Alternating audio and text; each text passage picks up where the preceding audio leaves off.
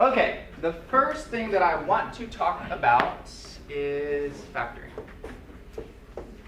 And yes, it's very important to me that you guys know some of the definitions that we do today. Okay, it's extremely important to me actually.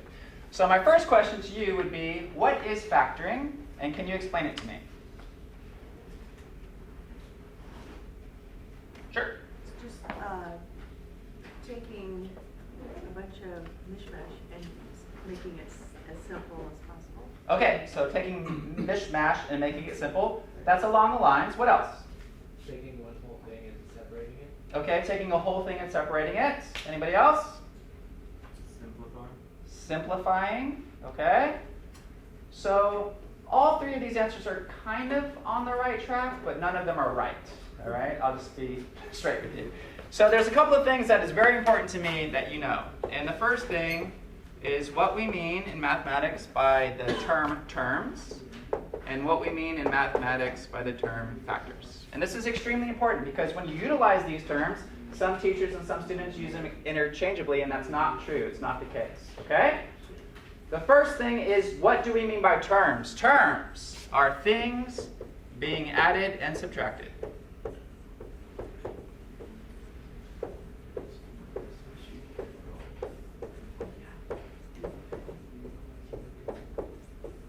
Things being added and subtracted. Factors are things being multiplied.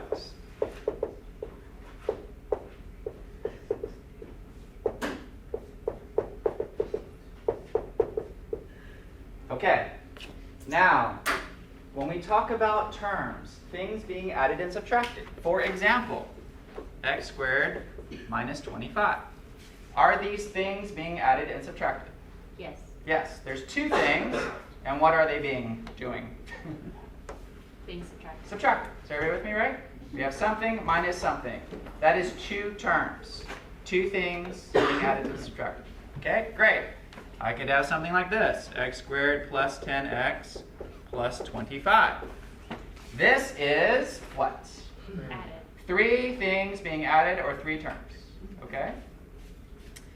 Factors are things being multiplied. What is happening here? If I don't say anything and I just put 3x on the board, what is happening? 3 times x. Those are two things being multiplied. Those are two factors. Okay? But also, factors can be written like this. I could have 3 parentheses x plus 1. This is also two factors. Two things being multiplied. The thing here in parentheses is a little bit bigger than the first example, but that x plus 1 in parentheses, that is a factor. That is a thing being multiplied. Okay? So two things being multiplied are two factors. Two things being multiplied are two factors. You could also have something like this, x plus 3, x minus 8. This is two factors, two things being multiplied. Okay? It's very important that you understand the difference between terms and factors, because the definition of factors utilizes both. Question? How did you get the plus 1 with the 3 bracket x plus 1? I just made up the example, so I'm not actually doing any work, but I'm just showing that this is something times something. Okay? Two factors. Now, I mean, obviously, if I eliminate the 3 and I eliminate the parentheses, and I just show you that, that is two terms, right? Two things being added. But since we have this in parentheses times this, now it is two factors, two things being multiplied. Okay? All right, so you guys shouted out a few attempts at the definition for factoring. Let's make it crystal clear to everybody in the room what factoring is. Factoring is simply rewriting. That's all you're doing. You're rewriting. That's the first thing. Okay? You're rewriting terms as factors. That's it. That's factoring. Rewriting terms as factors. So you're taking things being added and subtracted, and you're writing them as things being multiplied. Okay? Are there any questions on that? It's extremely important to me that you know the definition of factoring. You're taking things being added and subtracted, and you just rewrite it as things being multiplied. That's it. Okay? So for example, if I had 2x plus 6, what do I have on the board here? I have 2 terms. And if I asked you to factor this, how would you factor this? Take out a 2 and it'd be x plus 3. And now I have 2 things being multiplied, or 2 factors. And that's all factoring is. I rewrote this to look like this. I rewrote things being added and subtracted to look like things being multiplied. Okay. That's the first thing. You need to know that. The second thing is, my goodness, there's a lot of different ways to factor things. Okay? So, those of you that watched the first lecture, I put a little tree on the board. And that tree is very important. What is the first step in factoring? What's the first thing in that tree? GCF. GCF is the very first step. What does GCF stand for? Greatest common factor. Okay, no matter what, the first thing you do is pull out the greatest common factor. Something common to all of the terms. Okay? You have a bunch of things being added and subtracted. If there's something you can pull out of each one, that is your GCF. Then, after you do that, you have a bunch of branches. You look at what's left. And what's left is basically how many terms you have. If you have 4 terms, then the recommendation is to factor by what method? Grouping. Okay, and we're going to do an example of each of these. I know some of these you might not have seen in a while. If there are 3 terms, also known as a trinomial, we have 2 methods to utilize. What's the methods? AC method The trial and error. and trial and error. Great. And finally, if you have 2 terms, also called a binomial, thank you. There are 3 specific things that we're looking for, and these are all formulas, okay? So in this column here, they're all formulas that, unfortunately, yes, you have to memorize these formulas, all right? And what are they? Difference of squares. Difference of squares, thank you. And Difference of cubes. difference of cubes The sum of cubes. and a sum of cubes.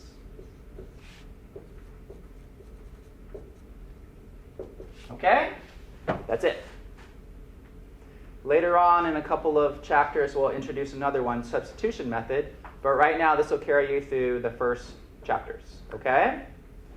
You look at how many terms you have left. If it's 4, you try grouping. If it's 3, you try trial and error or AC method. If it's 2, you look for specific difference of squares, difference of cubes, or sum of cubes. That's it. Okay?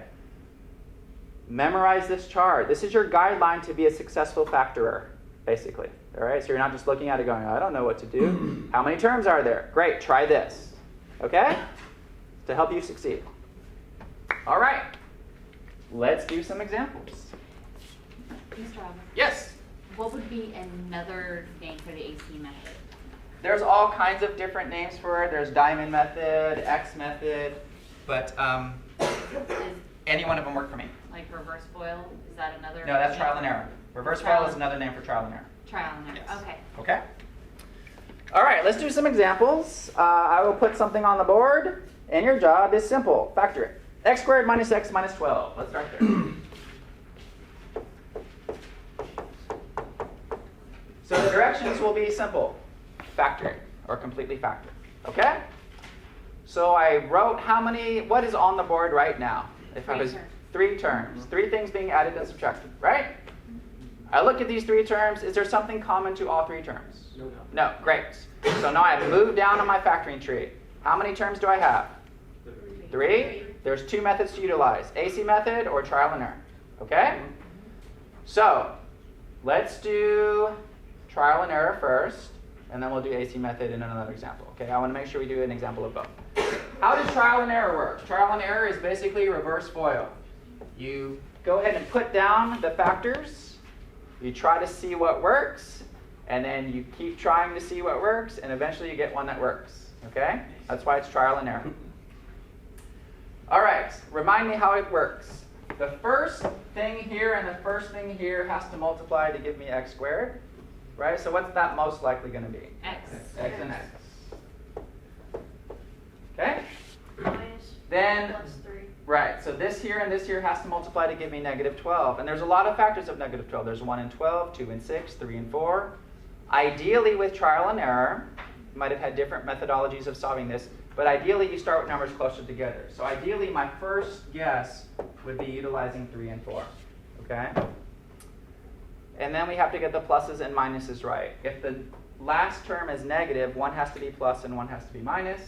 This term is minus, and there's only a 1 here. So my first guess, and I'm pretty good at this, would be this. Okay? That might not be your first guess, but that's my first guess. Okay? And do I know if I'm right? No. No. How do I know if it's right? You Foil it foil back. it and make sure it's right. Okay?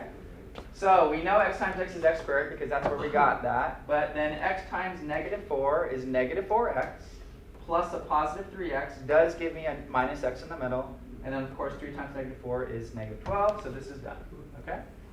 So class, I started with 3 terms and I ended with 2 factors. That is called factoring. You just rewrote it. Okay?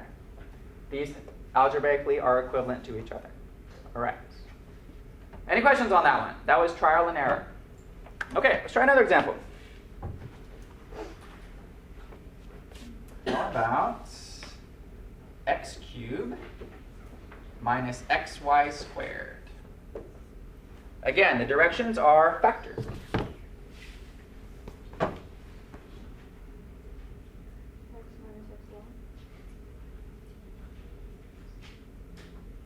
First step in factoring is GCF. How many terms do I have here? 2. 2. What's common to both terms? Pull the x out.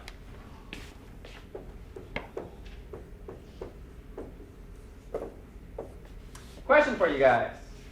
At this point in the problem, moving from this step to this step, is this factored? No. To a point. It's factored, but it's not simplified. It's factored. It is factored. It's just not completely factored. Okay? What is factored again? Things being multiplied. In this thing that I'm pointing at, are these things being multiplied? Yes. Yes, that is absolutely factored. Okay? Will you get full credit on a test? No, because you haven't completely factored it, but this is factored. Okay? Again, factoring is going from 2 terms, 2 factors. Now, x squared minus y squared, can that be factored further? Yes, it can. It is a binomial, right? If you look inside the parentheses, you have 2 terms inside those parentheses. And what are my 3 methods for factoring binomials? Difference of squares, difference of cubes, sum of cubes. This is a difference of squares, right? In fact, this is the example of a difference of squared. Something squared minus something squared. Okay? What is my formula? If I'm starting to make a list of formulas, what is my formula for a difference of squares? A minus b, a plus b. Great. Write that down, memorize it. While I'm at it, let's go ahead and write the other formulas. What is the formula for a difference of cubes? And what is the formula for a sum of cubes? Because you need to know these. A minus b for the first one. A minus b, yep. And then a squared Plus. ab. A squared plus ab plus b squared? No, it's 2 minus. AB.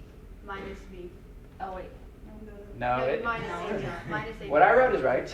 Okay, so write that down. And then this is a plus b, a squared minus ab plus b squared. Okay, write those down. You have to have those memorized. Now, normally on a test, I will let you use a note card, but just memorize these. Okay, they're going to come up all the time. Just memorize them. Okay. Okay, so back to the problem that we're working on. X squared minus y squared is a difference of 2 squares. If you look at a squared minus b squared, this is how it factors. Okay? So I can finish off this problem. We have x, x minus y, x plus y. Okay? I started with 2 terms. I ended with 3 factors. Okay? At this point in the problem, this is factored. It's just not completely factored. We can keep going to this. Okay? Questions on that? So that is a difference of squares. I want to make sure we hit at least one of each of the things in our factoring tree. Okay? We've done GCF. We've done a trinomial by trial and error. and we've done a difference of squares. Okay, I want to make sure we do all of them. Okay, let's do another example.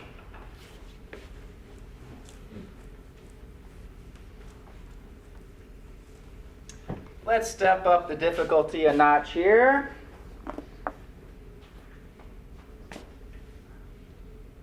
All right, this one looks pretty bad. 8x to the fourth plus 14x cubed minus 30x squared.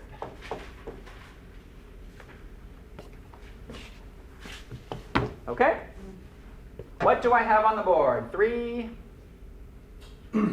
terms. Thank you. Is there a greatest common factor common to all 3 terms? X.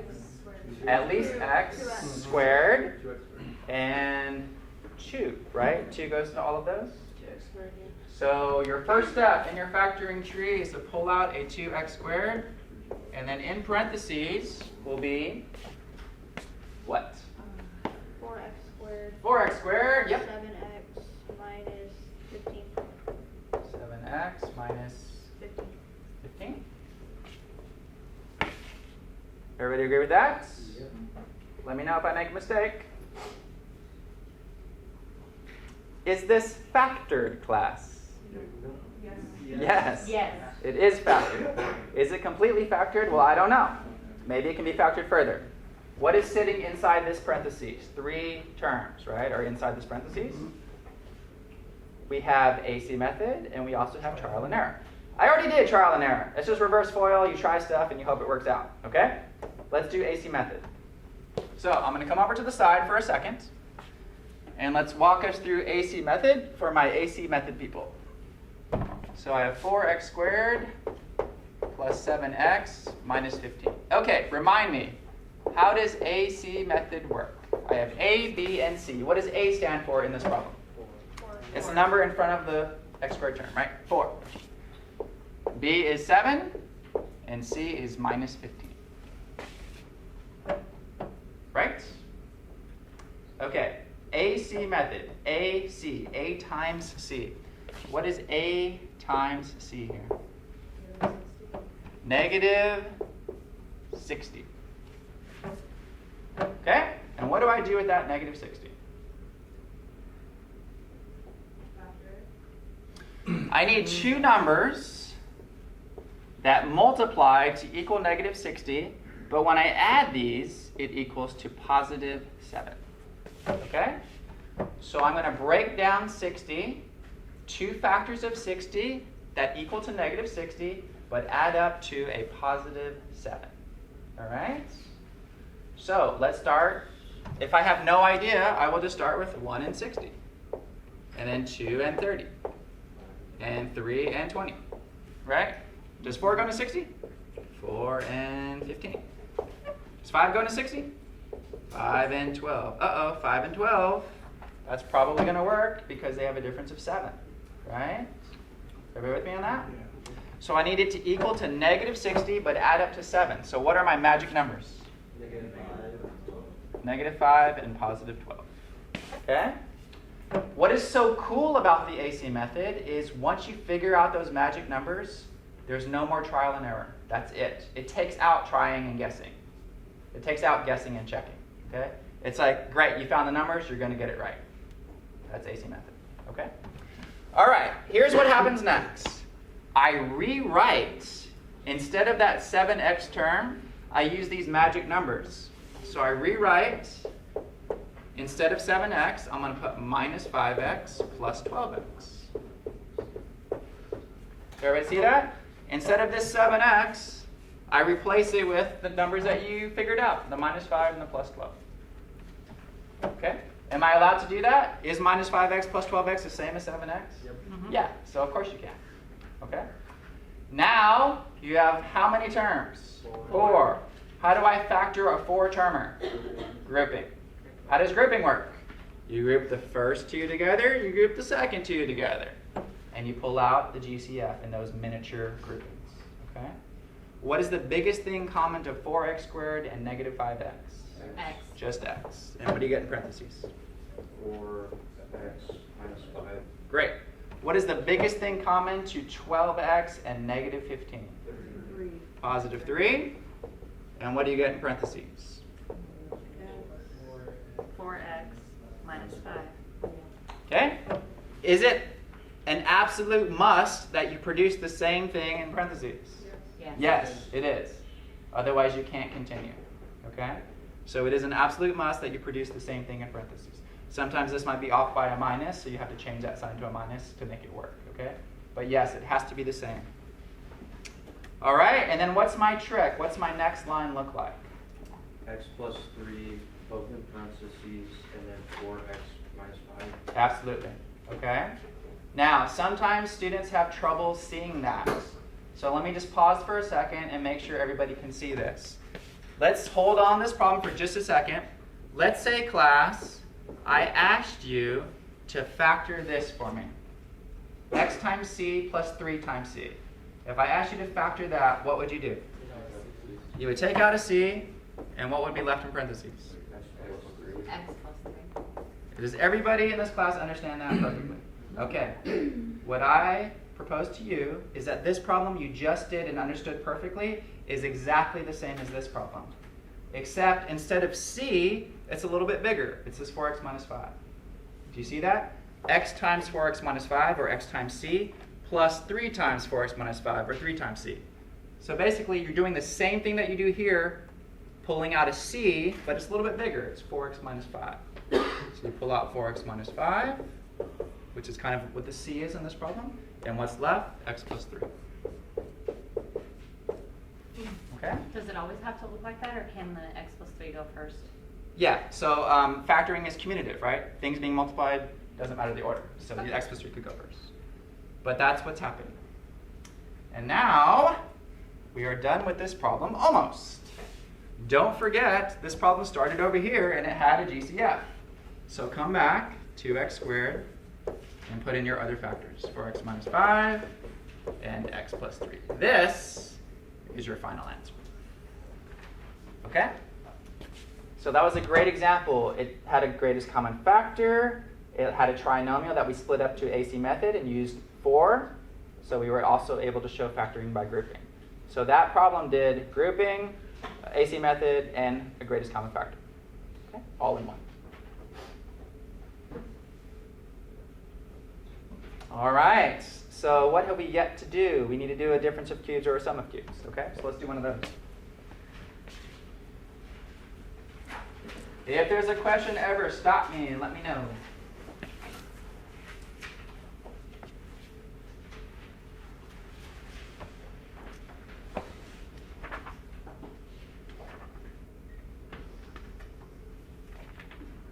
All right, how about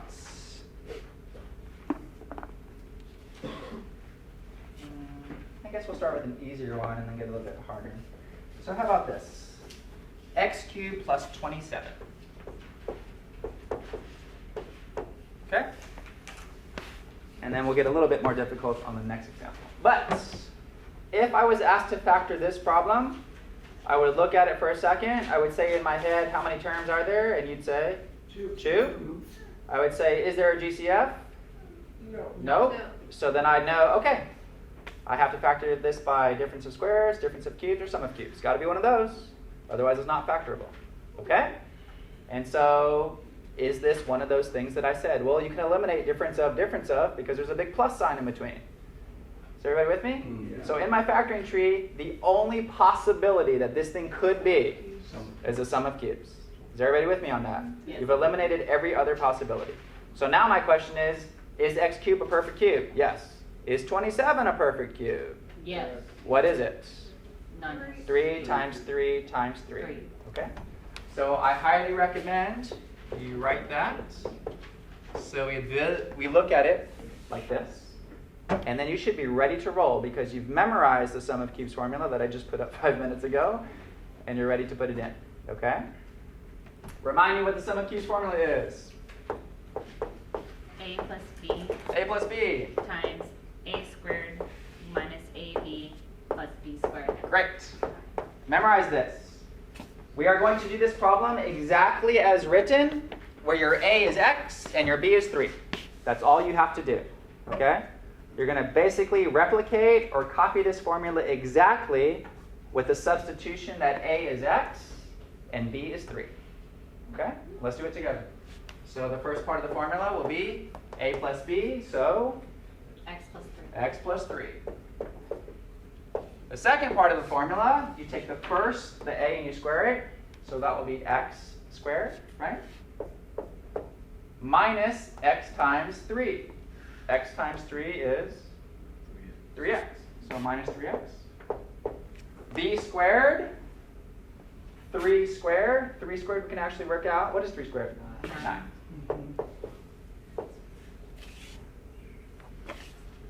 This problem is simple if you've memorized sum of cubes and you substitute a is x and b is 3. That's all you have to do. Okay? Questions on that one? That was a relatively easy one for a sum of cubes. Let's do a more difficult one. Okay? So the cubes can be a little bit difficult depending on how complicated that portion is. So let's try a harder one. Maybe do a difference of cubes on this one. Let's see. Oh my goodness, this looks terrible. Let's try this one. 135 r to the third minus 5t to the third. Okay? This looks pretty bad. So, how many terms do I have, class? 2. Two. Right? Something minus something. It's the first thing to notice. Is there a GCF? Great, a lot of 5. 5 times what is 135? Who's good at math? 27? 5 times what is equal to 5t to the third?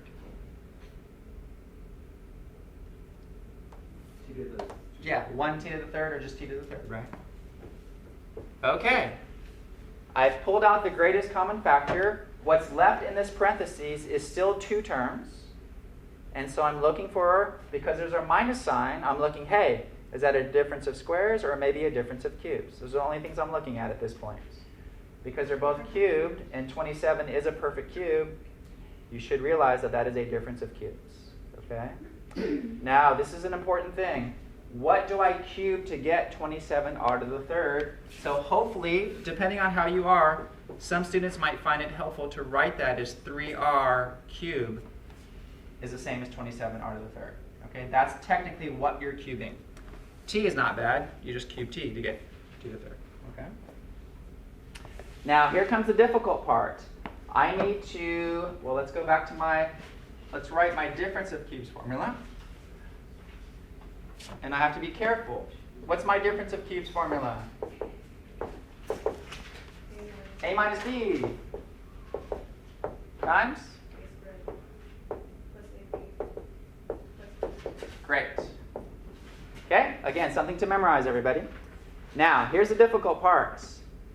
I'm going to do exactly what I did in the last example. However, my a is not just an x. It's this whole thing, 3r.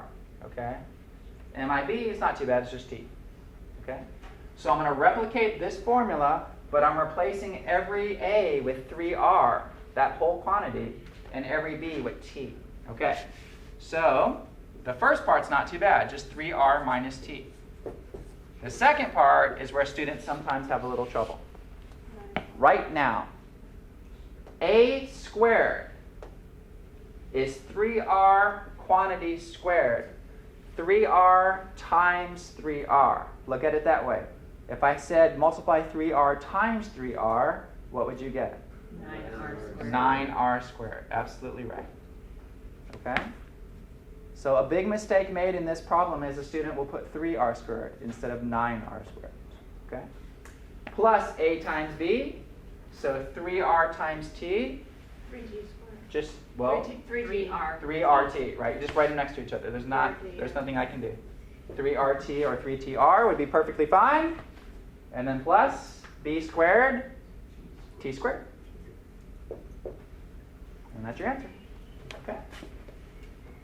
So, at this point, we have successfully demonstrated an example of every type of factoring problem. Not in the universe, but in that factoring tree that we have.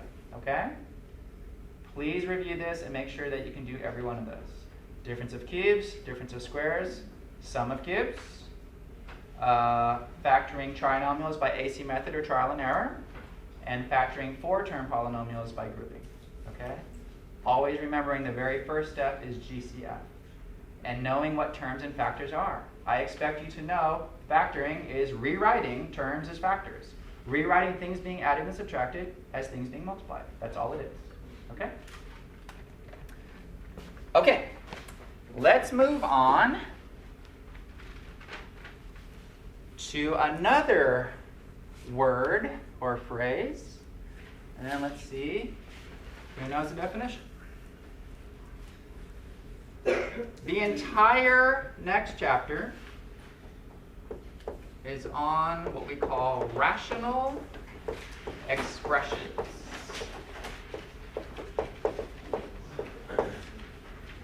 So, as your algebra teacher, I think it's important for you to know what that means? Yes. Yes, absolutely. What is a rational expression? In the back. A fraction of 2 polynomials. Absolutely. A fraction of 2 polynomials, and more specifically, the denominator cannot equal Zero. That's it.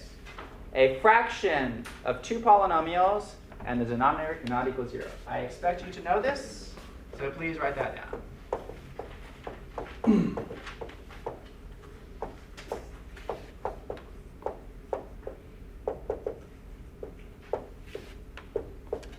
Denominator cannot equal to 0.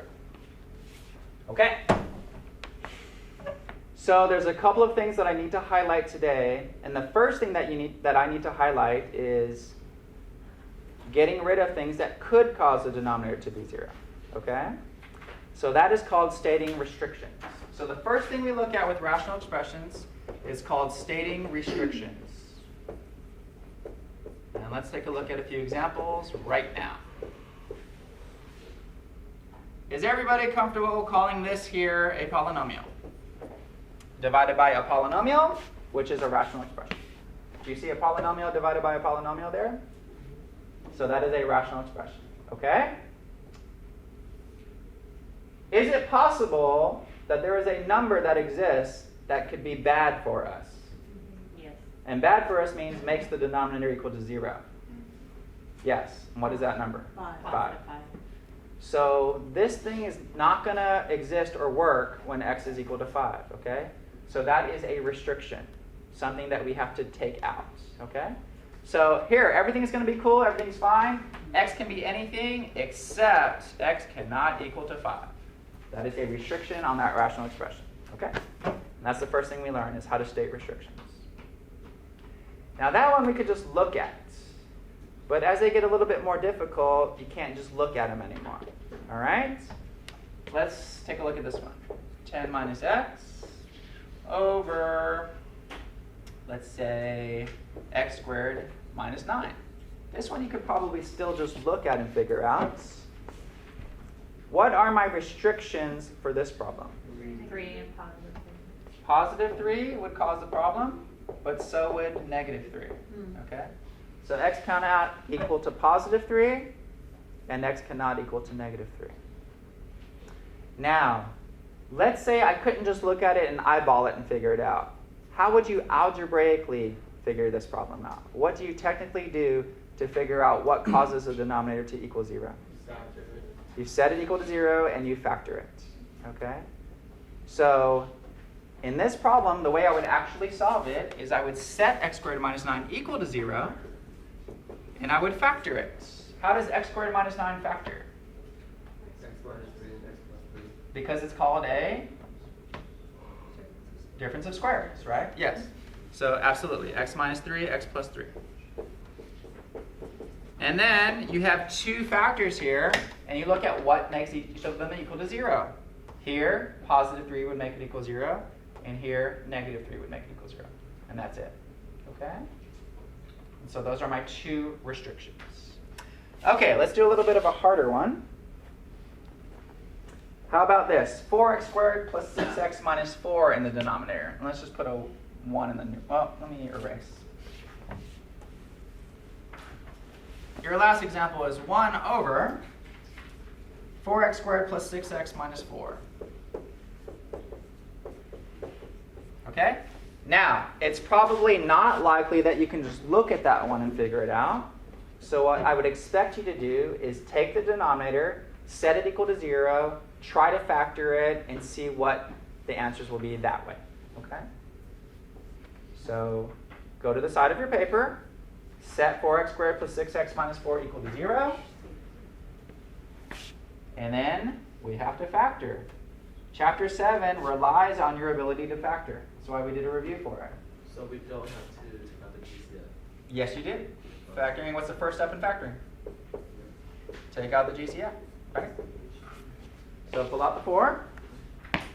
Whoops. It's not a 4. Pull out the 2. 2x squared plus 3x minus 2. All right. What's inside that parentheses there? A 3-termer or trinomial? How do I factor 3 terms?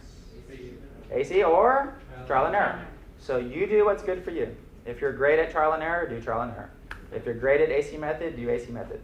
If you're not great at either, get great at one of them and do that one. Okay? If I was doing this problem, I would probably do I'd probably do trial and error because 2's are prime, so it should factor pretty quickly. But AC method would work perfectly as well too. But let's go trial and error. So I know it's got to be 2x and x. That has to be the case. I also know it has to be a 2 and a 1. Now, this is a great example. For my extreme trial and error stud people out there, -1, -2. well, you don't even know the question yet. How do I know? How do I know that there's no way a 2 would go in that spot? I wouldn't even try it. Does anybody know? Everybody knows that the factors of 2 because 2's prime is 1 and 2, right?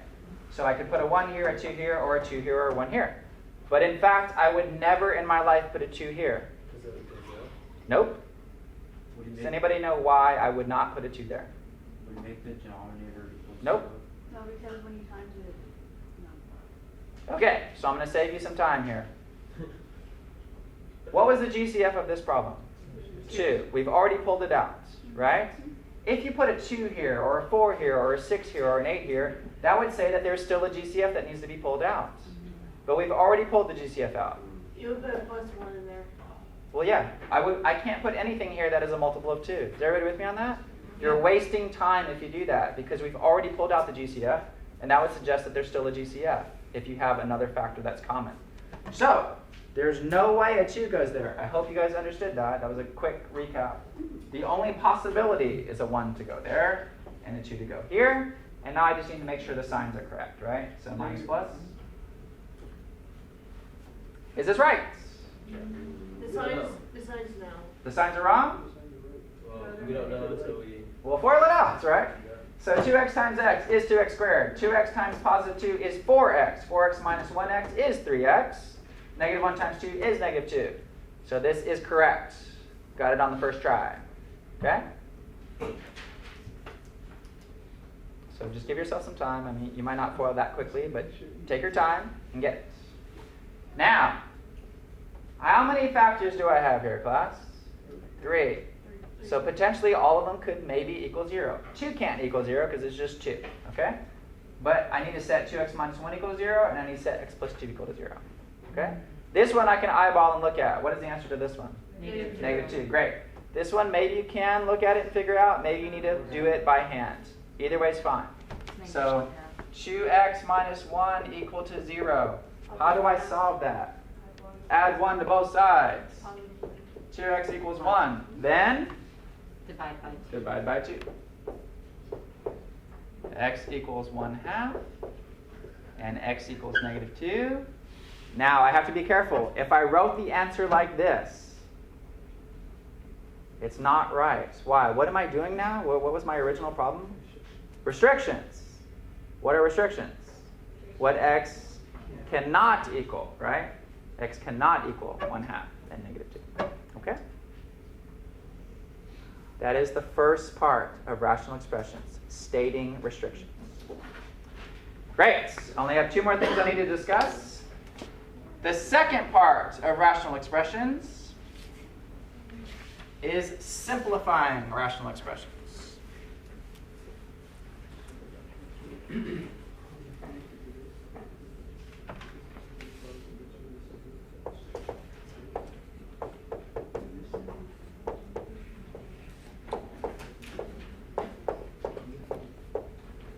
Okay. Here is how you simplify rational expressions. It's very easy. Number 1, you factor the numerator. Factor the numerator completely. Number 2, you factor the denominator completely.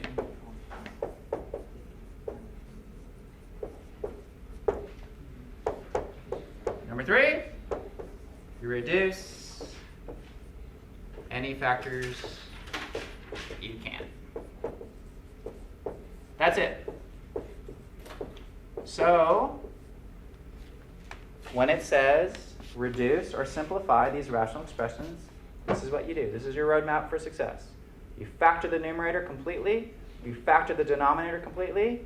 If there's factors that you can reduce, you reduce them. Whatever's left is your answer. Okay? That's how we simplify rational expressions. Now notice steps 1 and 2, you have to factor. Again, you have to be amazingly good at factoring to be successful in this rational expression stuff. Okay? All right, let us do an example together. 4x squared plus 16x divided by 5x squared plus 20x. There you go. That is a rational expression, and your directions are simplify it. So do what I have on the board. Factor the numerator completely. Factor the denominator completely. See if there's any factors that you can reduce.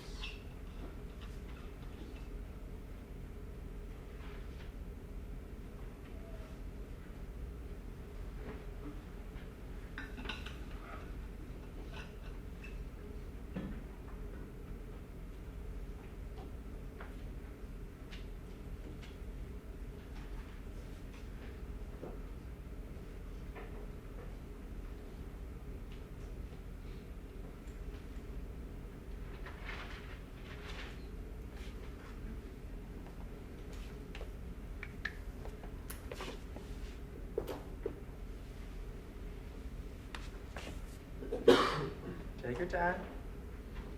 Factor the numerator completely. Factor the denominator completely. See if there's any factors that can be reduced. What did you guys do in the top? Pull the 4 out. Probably more than just a 4. The 4x, I'm 4x, sorry. no problem. And what did you get in parentheses? X plus 4. Great. In the bottom. Pull the 5x out. Great. X plus 4. What do I do? Cancel the x plus 4 cancels out on the dominant. And the X as well. Yeah. What's your final answer? 4 4 over 5. 4/5. 4 over 5 or 4/5? That's it. Great. You guys successfully simplified a rational expression. Factor the numerator completely, factor the denominator completely, top to bottom reduce. Okay? All right, let's do one more of those, and then I have one more thing to show you, and then we'll be done.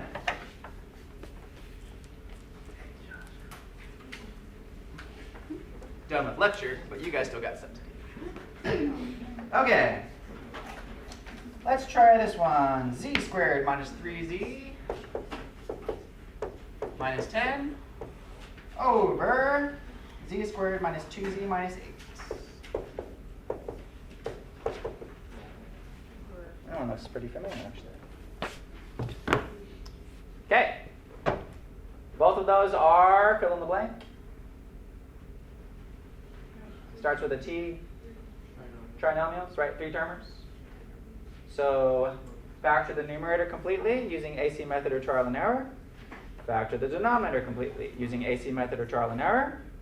See if anything can be reduced. Go ahead, take your time. I'm in no rush.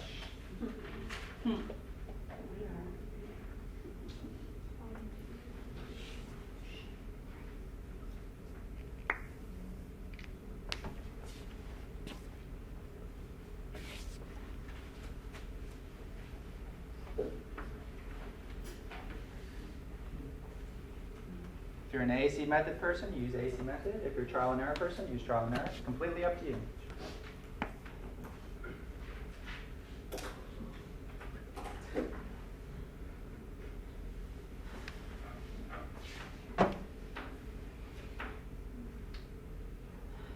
This was on homework. Yeah.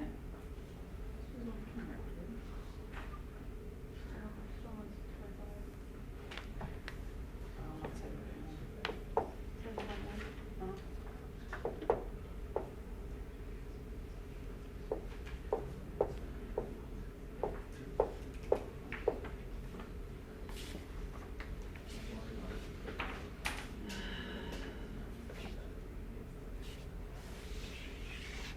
Did anybody get the top to factor? Z minus 5 and Z plus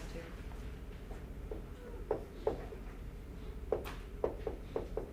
Okay, and again, if you use trial and error, you got to multiply it out to double check. If you use AC method, you don't have to check it. Okay. Great. What about the denominator? Did that come out? Z minus 4 is Z plus 2. Okay. Top to bottom, what can I reduce? Z plus 2. Okay. My final answer, Z minus 5, Over Z minus 4. Now, I actually just keep it in parentheses. Why do I do that? Because I like to remind myself that that cannot be reduced further. All right? Now, if you do this, and you write Z minus 5 over Z minus 4, that is perfectly fine. But if you do this, you write Z minus 5 and Z minus 4, and you're like, oh, well, that Z can cancel with that Z. Then you're making huge mistakes, okay? This is completely 100% wrong. Can anybody tell me why I cannot cancel that Z and that Z? because it's attached to it. It's a term and not a factor, okay? Write this down in your notes. You can never reduce terms. Okay, so if you're ever in an instance where you're canceling something that is a term, you've done a big mistake. Okay? You can never cancel or reduce terms, only factors. So when you cross stuff out, there are things being multiplied. Okay, you can't cross stuff out that's being added and subtracted. Okay, please remember that. It's another reason to know the difference between terms and factors, because you get rules like that, you need to know what they are.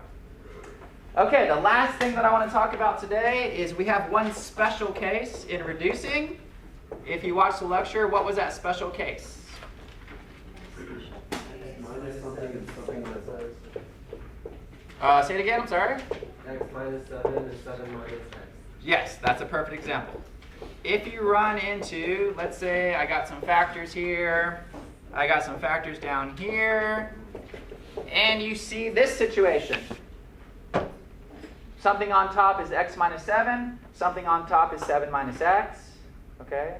Or it could be, it doesn't have to be x and 7, obviously. It could be anything of that pattern. You are allowed to cancel this. X minus 7 and 7 minus x. So it's the same things with the minus and one of them switched, right? That's the pattern. I can cancel that actually, but I have to do what? You got to put a -1 somewhere. Okay? So those guys are opposites of each other. You can cancel those, but you have to put a -1 somewhere. So when you're reducing in this, section we are reducing, if you see something like 10 minus w and w minus 10, you can cancel that, but you have to put a minus somewhere. Okay? Are there any questions over factoring, the summary of factoring, rational expressions? Yes, The negative one can go on the top or the bottom. absolutely. Any other questions? Yes, Oh, no, I didn't raise my hand. yeah, you did. Because, well, this was on your lecture video, but because one of your students said something, but you said you kind of like went along with it, but didn't change it. You just kept it. The problem was 10x minus 50 over 15x minus 3x squared. Okay, let me write it down real fast. 10x over 10x minus 50. 10x minus 50. Mm-hmm. Okay. Over 15x minus 3x squared. 15x minus 3x squared. Yep. Okay. And so you wrote the problem as minus 10, but when you factored it, the top part you put minus 10, parentheses x plus 5, instead of 10 parentheses x minus 5 over negative 3x, and you left the bottom part positive. Okay. Because it would Here's what I come think out the happens. same way, but No. So I think I completely understand your question. So let me do this exactly how I would do it, and then let's see if this is what happens. So I would take out a 10, obviously, in the top, right? Because there's a 10. And then what's left is x minus 5. Is everybody cool with that? Yes. Then on the bottom, I would take out the greatest common factor, right? Which is 3x. And what's left in parentheses is 5 minus. Does everybody understand that? Now, here's what I think is your question. I would cancel this x minus 5 and this 5 minus x. Exactly like we just did. And I have to put a negative somewhere. yeah. So I didn't pull out a negative 10x. I'm just putting the negative there. Does that make sense? Yeah. So my final answer is negative 10 over 3x. But yeah, I completely understand. If you just look at your notes like this, it looks like I pulled out a negative 10, but that's not what I did. Does that make sense? Yeah, Okay. because that statement was pretty confused. I mean, I got where you're Okay. getting at. Yes, as long as you understand that was my intent. Yes, sir? Does it matter if you put the negative on the 3x? Or No, yeah, so sure. If you have three choices. Negative there, negative at the bottom, or just a negative out front. All three Just finding a place. are algebraically equivalent, yes. Okay? You can have a negative denominator. Yeah, you can have negative in the denominator, just can't have a denominator. Okay? All right, let's shut this guy down and then let's quickly